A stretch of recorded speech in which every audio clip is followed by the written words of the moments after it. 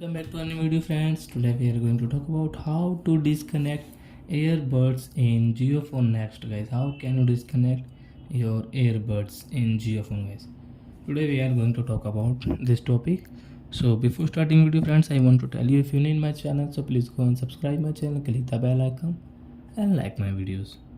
So now let's start video, friends. First of all, guys, what will you have to do? Open your setting app. After that, guys, click on connected device. So as you can see, my earbuds has connected, but now I want to disconnect, guys. So guys, after that you can see this icon setting, guys, click here. So guys, after it you can see disconnect.